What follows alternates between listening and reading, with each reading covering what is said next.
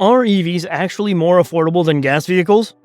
When you hear or think of EVs, most people think about the expensive price tag. And while there are some cost-effective options, even those choices are considerably more expensive than gas vehicles. But what if we told you that EVs are actually more affordable than you think? Welcome back to Autotech, and in today's video, we're looking into how EVs may be cheaper to own than gas cars in the long run. One of the many things to consider when purchasing a car is price. Electric vehicles are great options for helping to protect the environment, but what use is that if they're outside of your budget? While in most cases there's a bigger upfront cost to an EV, they can, in many cases, be more affordable to maintain and own over the lifespan of the vehicle. Do electric vehicles cost more than traditional cars? Electric vehicles have a loftier upfront cost than gas cars, but are less pricey throughout their lifetime, primarily due to cheaper fuel. Several studies break down this total cost of ownership. Customer Reports estimates that for all EVs analyzed, the lifetime ownership costs were many thousands of dollars lower than all comparable internal combustion engine vehicle costs, with most EVs offering savings between $6,000 and $10,000. While this is great news, the long-term nature of these savings is a big caveat. Even though batteries are getting inexpensive and cheaper, the upfront cost of EVs are getting more and more expensive. Yes, the savings on fuel will eventually make an EV worth a buy, but you still need to be able to afford the car in the first place. Cox Automotive estimates that the average initial price of an EV is still about $65,000. When you compare, mid-sized cars are about $32,000 and full-size cars are $44,000. EV sticker prices put them between full-size pickup trucks, $60,000, and luxury mid-size SUVs, $69,000. The cost of hybrid cars versus EVs. Normally, upfront costs for hybrids are cheaper than EVs. The May 2022 average cost of a hybrid car sits at $38,335, which is below the overall industry average of $46,426, and comparable to small mid-size pickups, which average $39,783. Say, for instance, you buy a plug-in hybrid. Estimating lifetime gas costs will depend on your use case. If your commutes are short enough to rely on the battery and you're only using gas power in an emergency, you could be getting the best of both worlds, a low upfront cost and cheap fuel. Is it cheaper to charge a car with electricity than it is to fuel with gasoline? Just like gasoline, the rate of electricity varies considerably, so nailing down a direct comparison could be a little tricky. Having said that, one 2022 study pegs the difference in EV fuel savings at a minimum of $3,000 over 15 years, and up to $10,500.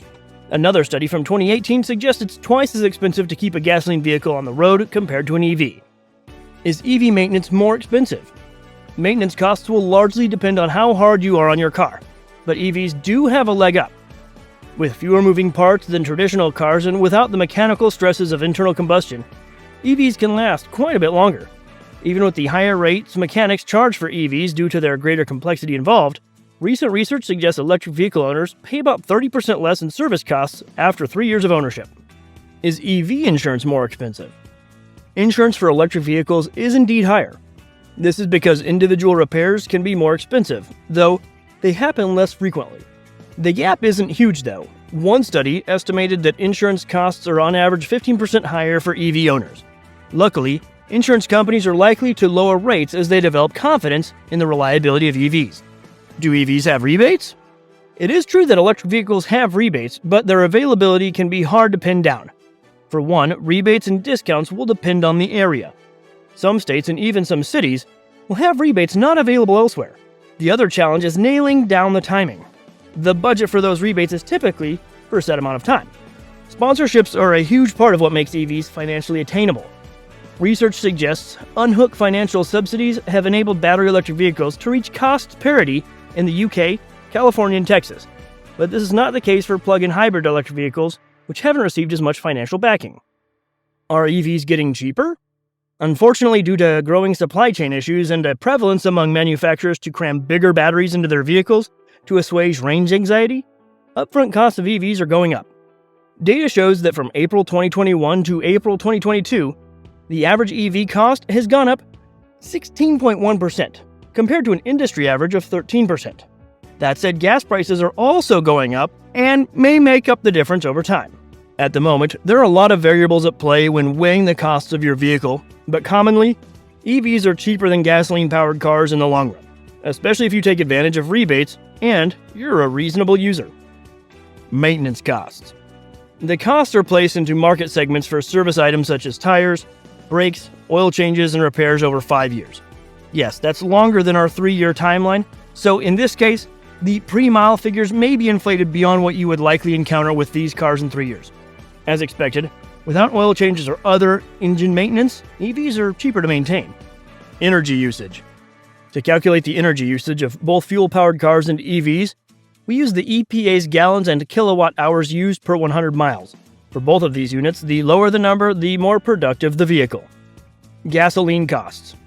For gasoline costs, we use the national average price of gas in September 2022, $3.70 per gallon for regular, which both the Kona and the F-150 take. As you may likely know, gas prices are quite volatile these days, with inflation and other factors both raising the price and making future prices hard to predict. However, the price of gas has trended downwards in recent times and may continue in that direction, although it's very much unlikely that we'll see pre-pandemic prices anytime soon. Charging costs. First, it can be pretty difficult to determine the charging costs. This is due to no other reason than the fact that many charging stations charge per minute instead of per kilowatt hour. This way of charging can be demoralizing for EV owners. Fortunately, charges are coming down, and of course, Electrify America, one of the largest charging station networks, charges 43 cents per kilowatt hour for DC fast charging. Some of Electrify America's units can charge at a rate of up to 350 kilowatts, but most EVs cannot tolerate charging that fast. Nonetheless, paying kilowatt per hour levels the playing field cost-wise between electric cars that charge slower and faster. Depreciation. Depreciation is the final piece of data affecting the cost of ownership of any vehicle.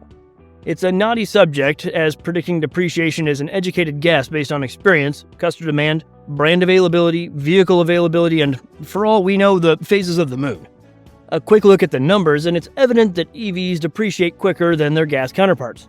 Kerry Crane, director of insights at ALG, which used to be known as Auto Lease Guide, said that the high cost of electric vehicles contributes to their steeper depreciation, and dollar-wise, they often experience a premium on top of compatible internal combustion engine vehicles comparably furnished in age. In the end, it all comes down to a buyer's ability to fund a larger upfront purchase. While in many ways EVs are cheaper to own and maintain, without the means to purchase an EV, many people are left without the option to buy an EV. As technology improves and material prices decrease, the entry price for EVs should be, in theory, lower as well. Do you think EVs are affordable enough to justify purchasing? Or do you think EVs are still out of reach for the average consumer? Let us know your thoughts in the comment section below. If you enjoyed this video, consider dropping a like and subscribing to the channel. Also, make sure to turn that notification bell on to be the first to see our latest videos. Until next time, thanks for watching Autotech.